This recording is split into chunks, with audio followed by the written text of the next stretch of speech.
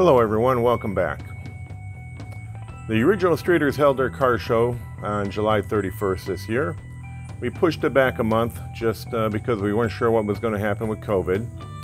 And we ended up having a really good day. Good turnout, great weather. We had about 130 cars come out.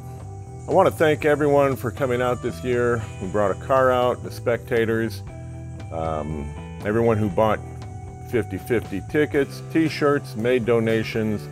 All that is appreciated, and the donation to the Shriners Hospital will be pretty substantial this year. This video will mostly be all photographs. It was a pretty busy Saturday for me. I didn't really have time to break out the video camera. I mainly just took photos as I was passing out the door prizes to the participants that won something. So with that being said, I hope you get to see your car in this video. And again, we appreciate you guys coming out, bringing your cars out, having a great day. And thanks for watching the video. Take care.